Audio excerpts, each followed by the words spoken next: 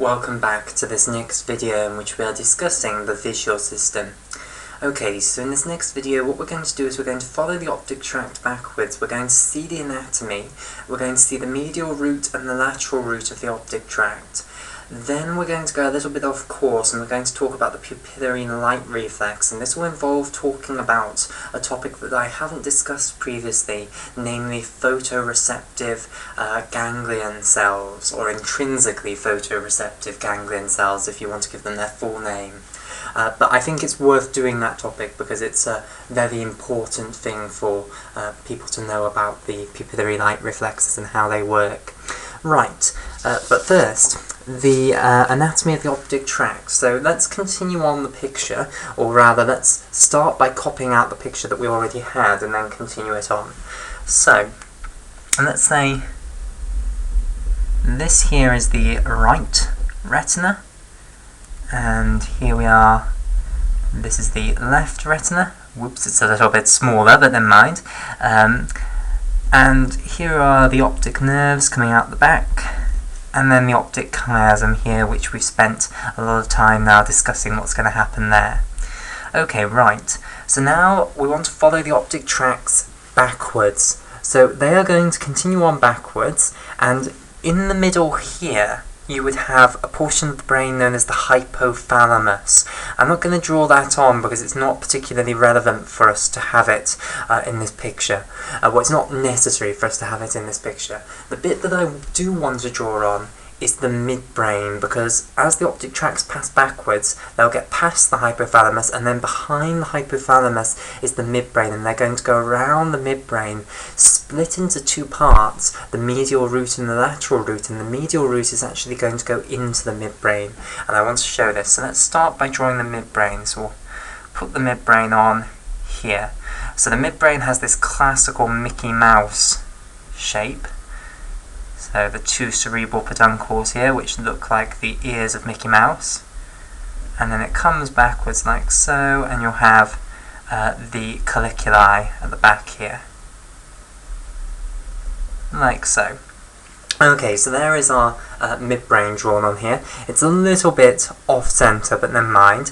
And what's going to happen is the optic tracts are going to come round the back here. They're going to go in front of the cerebral peduncles, and in fact, just before I continue this on, let's put a few of the landmark structures onto the midbrain. So these portions right at the front here, these are the cerebral peduncles, spelt like so, cerebral peduncles, and these are where a lot of the major descending tracts run. So when you have neurons which have their cell bodies up in the brain, and the axon is going to go down either to the brainstem or beyond to the spinal cord, those axons are going to come through these cerebral peduncles here.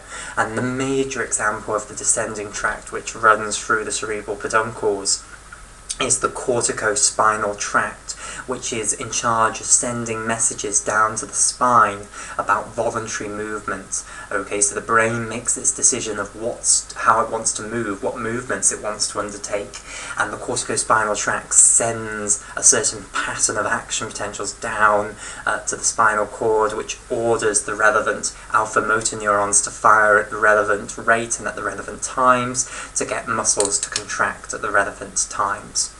Okay, so those are the cerebral peduncles, here in green. Other landmark structures of the midbrain, of course the substantia nigra, they're very important. Of course they go wrong in Parkinson's disease, they're very important in the extrapyramidal motor system, they're very important in initiating movements. Okay, so here they are, and the reason they're called substantia nigra is that they do appear black. So nigra in some old language, I imagine Latin, means black. So when you actually do see these, they are black in appearance because of a certain pigment that they contain. So those are the substantia nigra, just behind the cerebral peduncles there. Other landmark structures that we can put on the cerebral aqueduct, which runs through the midbrain. So here's the cerebral aqueduct, also known as the aqueduct of Sylvius, and this connects the third ventricle above to the fourth ventricle below. So the third ventricle sits on top of the midbrain in between the two thalami, and also runs in the middle of the hypothalamus in front, and then the fourth ventricle sits behind the pons underneath. So the cerebral aqueduct, also called the aqueduct of Sylvius, is a little tube that runs through the midbrain which connects the two of them. Right, so I will have that coloured in turquoise there, so that's the cerebral aqueduct. Finally, I'll put on the periaqueductal grey. So there is a region of grey matter around the aqueduct which is distinguishable, and this is called the periaqueductal grey, so I'll mark this on. And often it's abbreviated down to the PAG for short. I'll just make sure this is in view. Yes, it is. So PAG stands for periaqueductal, meaning around the aqueduct, and then of course grey is just for grey matter. Okay, so that's the periaqueductal grey, and I'll have that coloured in orange there. Okay, right, so there are a few landmarks of the midbrain. Now let's continue on with how the optic tracts are going to move around the midbrain. So, the optic tracts will go in front of the cerebral peduncles, like so, and then they'll come around the sides, okay, like so, and then they split into two separate portions. The medial route of the optic tract, and then the lateral route of the optic tract, which will go into a nucleus known as the lateral geniculate nucleus, or the lateral geniculate body. So, like so. Right, so let me label these up. So all of this is the right optic tract here, and then we can see that the optic tract is splitting into two separate parts. One that is going into the midbrain, and we're going to discuss this part as part of our discussion of the pupillary light reflex. So this is called the medial route of the optic tract, and then we've got another branch which is going into this blob at the back, and that's called the lateral route of the optic tract, in this case the right optic tract. So I'll colour code this up. So we'll have the medial route of the optic tract coloured in there in green, and we'll have the lateral route of the optic tract coloured in here in red. Okay, and that blob that the lateral route of the optic tract is going into is called the lateral geniculate nucleus, also known as the lateral geniculate body, the LGB for short.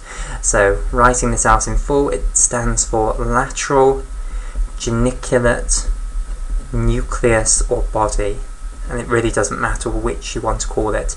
Now there is a medial geniculate nucleus, or you can call it the medial geniculate body. It has absolutely nothing to do with the visual pathways. It would sit in this space here, medial to the lateral geniculate body. So anatomically, just to put this in perspective, there is a blob in between this and this, which will be the medial geniculate nucleus or body, and that's involved in the auditory pathways. It's involved in taking up information about auditory stimuli up to the auditory cortex, so we're not interested in that at all. Okay, so here is the right lateral geniculate nucleus or body. Right, so all that remains to do now is copy the same thing out on the other side. So good revision here. So here comes the optic tract around the side here, and I'll try and make it as symmetrical as possible. So here is the medial route of the left optic tract, and here's the lateral route going into the left lateral geniculate nucleus there, and then it will come round here. So in this gap, I'll stress again, here would be the hypothalamus. So we're taking a transverse plane here through the brain, and we've gone through the hypothalamus here. We've beautifully got the visual pathway here, the central visual pathway, so we're seeing the optic tracts and the lateral geniculate nuclei, and we've got the midbrain here as well. Okay, right, so I'll just colour code this in. So again, a reminder, this is the medial route of the optic tract, and you might be a little bit sort of confused with the nomenclature. Route. A route is, you know, the start of something. This, we feel like, is the finishing of the optic tract. However, you've got to remember that when the people were coming up with the anatomy names, they didn't have the physiology worked out by that stage. So the anatomy was worked out long before the physiology. So when they worked out the anatomy, they called this the optic tract, and look, these are the starting points of the optic tract. These are the routes where the optic tract are coming from. So they didn't realise that actually the flow of information is in the opposite direction. Or maybe they did, because they might have realised that this was involved in vision and therefore the information would have to be moving this way. However, anatomically is where the motivation for these names comes from. Of course, you might want to think of you might prefer a name along the lines of the medial branch of the optic tract or the lateral branch of the optic tract rather than root. However, these are the old anatomical names. Okay, right. And here's the lateral geniculate nucleus here in orange. So, we are now going to discuss what these medial roots and lateral roots are actually conveying information about. Now, the lateral root, that's the one that is involved in actually carrying information about the visual world to the cerebral cortex, where it will be processed to give us a conscious image of the visual world. Okay, so the lateral geniculate nucleus and the lateral root of the optic tracts, they're going to be involved in relaying the information to the cerebral cortex, and we'll come back to that. For now, I want to discuss this medial root of the optic tract. Now, none of the ganglion cells that we have seen so far are actually going to be coming into this medial root of the optic tract. Different types of ganglion cells that I haven't discussed with you so far are going to actually be sending their axons through the medial root of the optic tract, and those are what I need to discuss first. So, as I've said, in order to send visual information to a portion of the brain that will process it and give us a conscious image of the world, you have to go through the lateral optic tract and the lateral geniculate nucleus. This medial optic tract route, it's going to deliver information into the midbrain, and this information is very basic visual information. It's not visual information that's going to be used to convey anything particularly advanced about the visual world. It's just very basic visual information that I'll come on to in a moment, that's going to be used to guide certain reflexes, certain very primitive responses to light. And the one that we're going to study in detail is the pupillary light reflex. There are others, but we're just going to focus on the pupillary light reflex. Okay, so we're now going to turn on to a study then of the pupillary light reflex to motivate what is actually the purpose of this medial root of the optic tract, and also because the pupillary light reflex is an important thing to know about in itself. So, the pupillary light reflex then. Okay, so first I just want to give you a description of what the pupillary light reflex actually is, and then I want to show you the circuitry that actually underlies the pupillary light reflex. So, the pupillary light reflex is a response of the pupil to light, and it's the response that if you shine a bright light into the eye, so if I take a pen torch maybe, so let's imagine that this pen is a pen torch. In fact, I'll draw this on. So let's imagine that we take some sort of bright light, so here is a little light bulb here that is shining out light. Okay, if you shine a bright light into the eye, then what will actually happen is the pupil will constrict. The iris muscle, sphincter pupillae muscle within the iris will contract, and that will constrict the pupil down so that less light will actually come into that eye. That is the pupillary light reflex. Now that's actually called the direct pupillary light reflex. There is another part to the pupillary light reflex which is known as the consensual pupillary light reflex. So here's the incredible thing, that when you shine light into, here we've drawn on the left eye, you will get constriction of the left pupil. And of course, the motivation for why you'd want to do this is that if you're shining a bright light in, that is potentially going to damage the eye. It's also potentially going to saturate the photoreceptors so that you're not going to get any useful information. If you've got too much light coming in, then it might end up saturating the cone photoreceptor system, and therefore we'll lose all useful visual information. Therefore, when you've got too much light coming into the eye, you do want to try and reduce the amount of light coming into the eye, and by constricting the pupil you can do that. Now, you don't only get constriction, however, of the pupil that you've shone the light into, you will also get equal constriction of the pupil of the contralateral eye, which didn't have the bright light shone into it. So in the right pupil in this case, that is called the consensual pupillary light reflex. So you have the direct pupillary light reflex and the consensual pupillary light reflex. So let me summarise that again.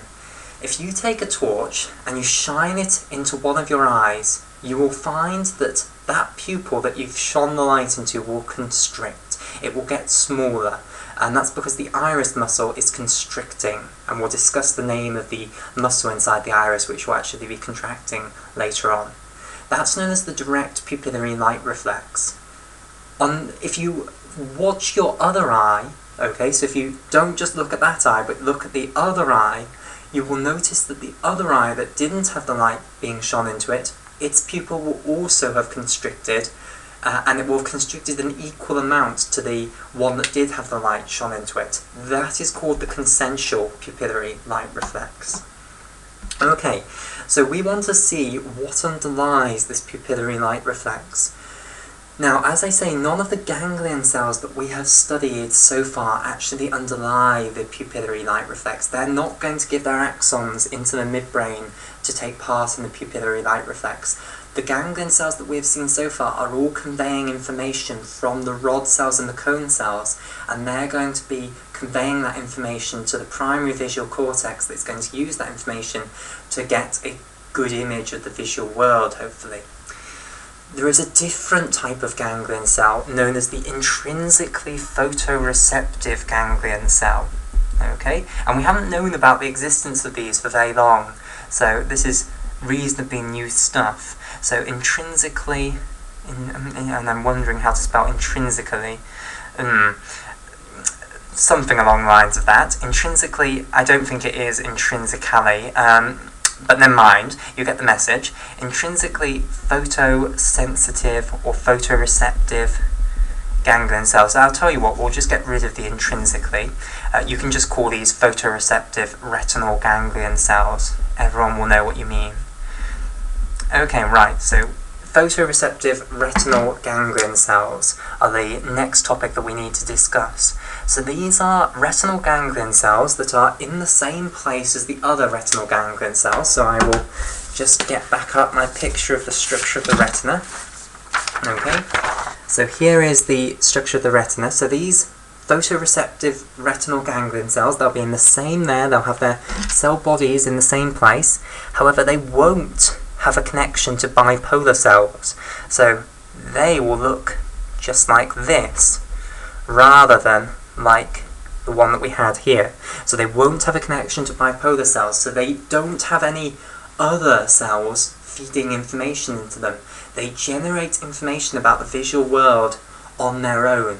And indeed they have a visual pigment that can actually respond to light. So we saw rhodopsin in rod cells, we saw the iodopsins in the cone cells. There is a receptor for light in these photoreceptive retinal ganglion cells as well, and that receptor is known as the melanopsin receptor. And the melanopsin receptor isn't as well understood as the rhodopsin receptor and the iodopsin receptors, so its pathway we don't completely understand. However, what we do know is that melanopsin receptor is a G protein coupled receptor, just like the rhodopsin receptor and the iodopsin receptors. Okay, so what overall have I told you then about these photoreceptive retinal ganglion cells? So scattered around the retinae on both sides, so in both of the retina, what you're going to have scattered all over the place are a few of these photoreceptive retinal ganglion cells. Now, they're not particularly common, they're quite a rare retinal ganglion cell, but you have them scattered all over the place. They have a receptor themselves for light, whereas the normal retinal ganglion cells, forget it, they do not have their own receptor for light. They respond to light only because they are connected to rod or cone cells, which are then connected to bipolar cells, which are feeding information into them. Okay, when you shine light in the eye, the melanopsin receptor will be activated and it will trigger firing of these photoreceptive retinal ganglion cells. So the photoreceptive retinal ganglion cells start firing in response to light, so you're going to get more action potentials coming up their ganglion cell axons. Now, the photoreceptive retinal ganglion cells, they will send their axons into the optic nerves just like the other retinal ganglion cells, and they'll also cross over in the optic chiasm just like the other retinal ganglion cells. So those on the nasal hemiretina side will cross over into the contralateral optic tract. So everything's exactly the same. The difference is that now, rather than going into the lateral route of the optic tract, which is where information that's going to go to the primary visual cortex will go, instead they are going to send their axons through the medial route of the optic tract into the midbrain. And what do they tell the midbrain? They tell the midbrain that light has been shone into the eye. So when very bright light is shone into the eye, you'll get very rapid firing of the action potentials from these melanopsin containing photosensitive retinal ganglion cell axons, and that's going to activate the pupillary light reflex. So let me just draw this on here. So let's say we have shone light into the left-hand eye here, and we want to follow through the circuitry of the pupillary light reflex. So we want to see, why is the pupil of the left-hand eye going to constrict, and why is the pupil of the right-hand eye going to constrict? So I want to draw on two separate photoreceptive retinal ganglion cells. One is going to be in the temporal hemiretina, and one's going to be in the nasal hemiretina, just to indicate what's going to happen here. So I'll do this with my pen. So let's say one over here, and of course that will be in the temporal hemiretina here. So what's going to happen to its axon was, we'll go into the optic nerve, and it won't cross in the optic chiasm because it's in the temporal hemiretina. So it will go into the left optic tract here, and it will make its way round here, and it will go through the medial route of the optic tract like so. Okay, and we'll follow its pathway further in a little while. Let me now just put on one on the nasal hemiretina here. So here is another photoreceptive retinal ganglion cell on the nasal hemiretina, and it will cross over in the optic chiasm this time, going into the right optic tract here, and then it'll go through the medial route of the right optic tract here into the midbrain. Right, so where are they actually going to go now that they've arrived in the midbrain? Well, they're going to go into nuclei known as the pretectal nuclei, and these sit at the back of the midbrain on either side of the periaqueductal grey here. And this is where it's going to get quite small if I continue with this picture. So what I'm planning on doing is just drawing a zoomed in version of this picture down here. So here is the periaqueductal grey with the cerebroaqueduct there. And let's say here now, on either side, we have the pretectal nuclei. So what will happen is the axons from these photoreceptive retinal ganglion cells will come into the pretectal nuclei, like so, on the same side as they have entered the midbrain. So the one on the left side comes into the left pretectal nucleus, and the one on the right side comes into the right pretectal nucleus. So let me just write down the name of these. These are the pretectal nuclei here. So left and right pretectal nuclei. And I'll outline these in purple here. Right, so what's going to happen next? Well, they're going to activate neurons inside the pretectal nuclei, and those neurons inside the pretectal nuclei are going to project to other nuclei which are in charge of controlling the muscles in the iris. So, let me just talk a little bit about the muscle in the iris that's actually going to contract in order to constrict the pupil. So let me just draw a picture of the eye from the front. So again, here is a picture of what someone's eye might look like from the front. And here's the pupil at the centre. And we know, of course, that the portion surrounding the pupil, which is usually pigmented, this is called the iris. Now, in that iris, there are muscles. And the muscle that's going to contract in order to constrict the pupils is known as sphincter pupillae. Okay? And sphincter pupillae is a circular muscle, so you're going to have loads of little muscle cells all arranged in circles, and these are going to be smooth muscle cells rather than skeletal muscle cells. Okay, so you'll have loads of little smooth muscle cells all arranged in great rings around the pupil in this way. So you'll have these rings of smooth muscle cells. And then if you imagine what would happen if all of those smooth muscle cells contracted, then they'd all decrease in length. And when they all decrease in length, the circumference of that ring would decrease, and therefore the pupil diameter would decrease. So when the sphincter pupillae muscle contracts, it will constrict the pupil. So it will cause pupillar constriction. And there's a fancy word for pupillary constriction. It's called miosis. So it will cause miosis, pupillary constriction. Right, so we need to somehow activate the sphincter pupillae muscle, and the way that we do this is by activating parasympathetic innervation to the sphincter pupillae muscle. So sphincter pupillae is innervated by parasympathetic nervous system neurons, and the nucleus that contains the preganglionic parasympathetic nervous system neurons is within the midbrain, and it's called the Edinger-Westphal nucleus, and it's going to send its fibres into the ocular motor nerve, which will deliver them into the orbit, where they can then synapse on the postganglionic parasympathetic nervous system fibres in the ciliary ganglia.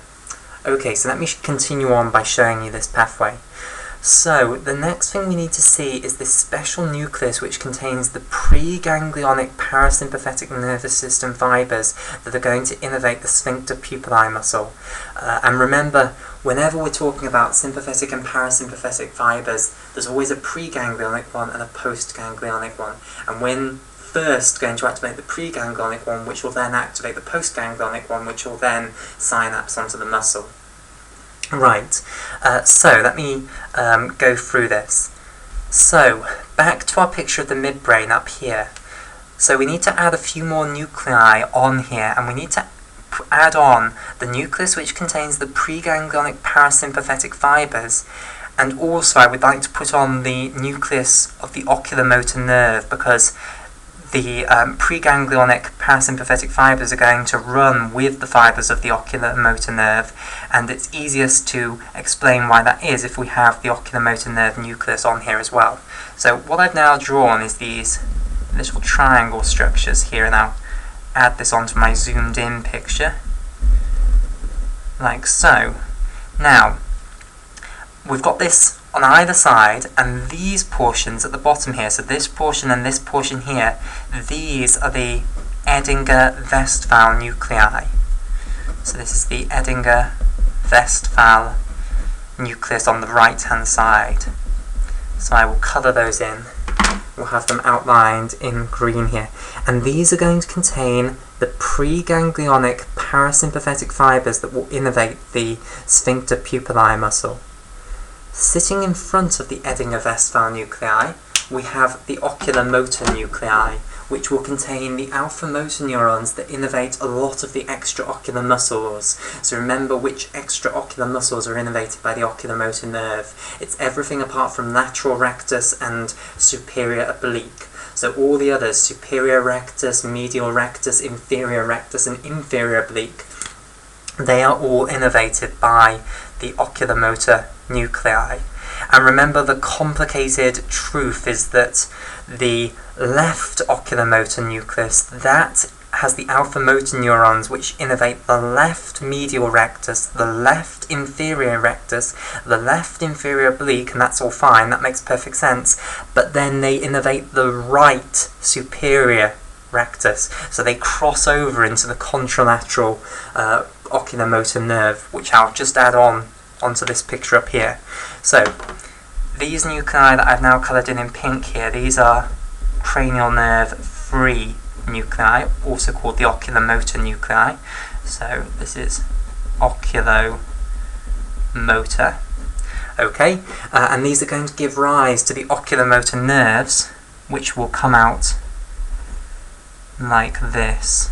So here is the left ocular motor nerve, and here is the right ocular motor nerve, and each of those will go to innervate the ipsilateral eye. Okay, so here we go. They'll go into the ipsilateral orbit, and then fibres will go off and innervate the extraocular muscles of that orbit. Okay, so those are the motor nerves that we've got drawn on now, or cranial nerves 3. Right, so what was I saying then about the complicated arrangement of the alpha motor neurons for the different muscles? So it's majorly very simple. So in the left ocular motor nucleus, you will have alpha motor neurons that will innervate the left inferior rectus muscle, the left medial rectus muscle, and the left inferior oblique muscle, but you won't have the alpha motor neurons that innervate the left superior rectus. Those will actually be in the right ocular motor nucleus, and they'll have to cross over to go into the left ocular motor nerve. So they'll cross over here and then go into the left ocular motor nerve. Meanwhile, the left ocular motor nucleus, it will contain the cell bodies of the alpha motor neurons innervating the right superior rectus muscles.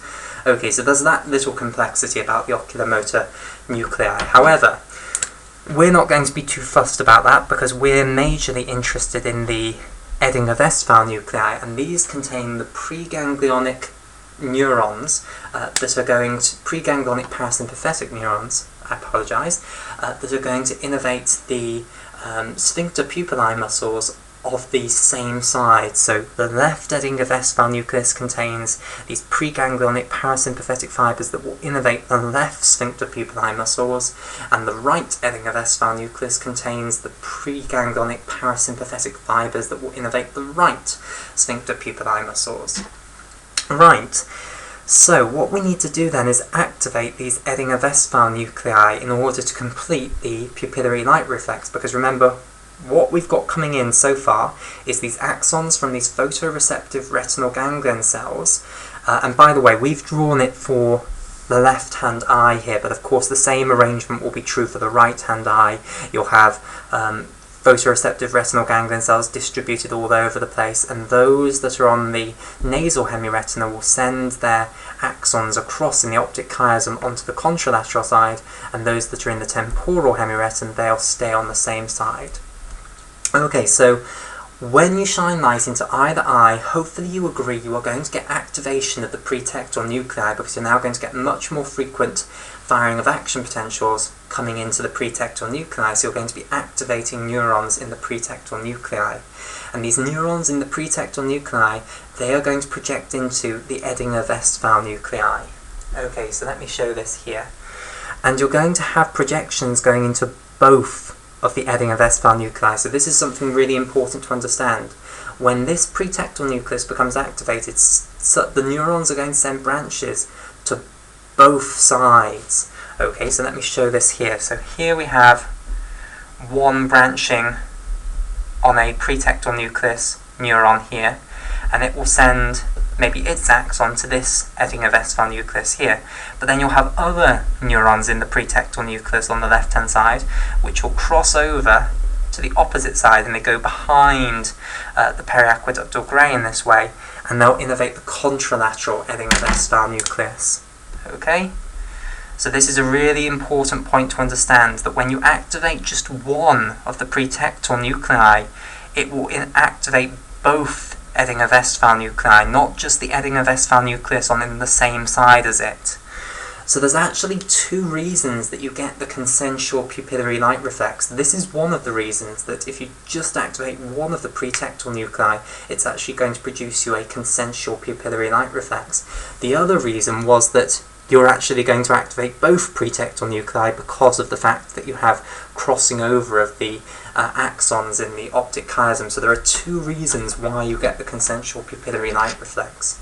So this is it shown for this side. Let me now show it for this side. So here is one neuron here in the pretectal nucleus that's going to go to the ipsilateral Edinger-Westphal nucleus, and here's another that's going to go to the contralateral Edinger-Westphal nucleus. And I'll colour these ones in blue just to distinguish them. Right, so this is the way then that the activation of the pretectal nuclei will lead to the activation of the Edinger-Westphal nuclei. So when the pretectal nuclei become activated, they're going to pass this activation on to the Edinger-Westphal nuclei on both sides, and therefore you're going to get activation of these preganglionic parasympathetic neurons. So I suppose I need to now write their title out. So preganglionic parasympathetic nervous system, so PNS neurons then. These are going to have their cell bodies in the ending of S-file nuclei. So let's have one here, and we'll have one on this side, and they will go into the ipsilateral oculomotor nerve. So here they're going, and they'll go into these oculomotor nerves. So these are preganglionic parasympathetic nervous system neurons. So they're not the ones that will actually directly innervate the sphincter pupillae muscles. They are going to innervate the postganglionic parasympathetic nervous system neurons that will then innervate the sphincter pupillae muscles directly. Okay, right. So where are they actually going to synapse onto the postganglionic parasympathetic neurons then? They're going to go to ganglia that are inside the orbits on each side, known as the ciliary ganglia. So these are the ciliary ganglia. So you have the left ciliary ganglion and you have the right ciliary ganglion here. So our preganglionic parasympathetic nervous system neuron is going to come up, it's going to go into, and I'll draw it on here. Here it comes from the ending of S-file nucleus, it comes up the oculomotor nerve, and then it's going to go into the ciliary ganglion from the from the oculomotor nerve, not the optic nerve. And in the ciliary ganglion, it will then synapse onto its postganglionic parasympathetic neuron. So let me draw this here. So here's the synapse, here's the cell body of the postganglionic one, so this is postganglionic, and that postganglionic neuron will then send its axon to the iris and activate the smooth muscle cells of the sphincter pupillae muscles, and of course they'll release acetylcholine. So the neurotransmitter at both this synapse and this synapse will be acetylcholine. So the postganglionic neuron will release acetylcholine onto the smooth muscle cells. That will activate muscarinic acetylcholine receptors, which will trigger contraction. It will trigger the activation of the G-alpha-Q pathway, which will lead to calcium release from the endoplasmic reticulum, and therefore the contraction of the smooth muscle cell. At this synapse as well, you'll release acetylcholine, but there it will be acting on nicotinic acetylcholine receptors, which are ligand-gated ion channels on the postganglionic parasympathetic neuron. Okay, so that overall then is the pathway that underlies the pupillary light reflex. So let me just summarise it to make sure that we're comfortable with this. This is a really important pathway to understand, and it motivates the existence of the medial root of the optic tract. So let's go over it. So when you shine light into one eye, and we have looked at the left eye here, but the same would happen if we did it on the right eye, then what's going to happen is you're going to activate photosensitive retinal ganglion cells all over the place. Those photoreceptive retinal ganglion cells that are in the temporal hemiretina are going to go into the ipsilateral optic tract, whilst those that are in the nasal hemiretina will go into the contralateral optic tract. Therefore, you will get activation of both the pretectal nuclei on both sides of the midbrain, okay, because these axons are going to come through the medial roots of the optic tracts into the pretectal nuclei. They'll be firing action potentials more frequently now that the light has activated them, and therefore you will get activation of the pretectal nuclei. Then what will happen is the pretectal nuclei will then activate the Edinger Westphal nuclei, which are sitting just behind the oculomotor nuclei, and which sends their fibres out with the oculomotor nerves. Now remember, each pretectal nucleus activates both Edinger Westphal nuclei, so you actually would only need one of the pretectal nuclei to be activated in order to get both Edinger Westphal nuclei activated. So there are two reasons that the consensual pupillary light reflex exists. One is that you have the crossing over at the optic chiasm, which then leads to both pretectal nuclei being activated anyway, but the other is that each pretectal nucleus has the capacity to activate both Edinger Westphal nuclei.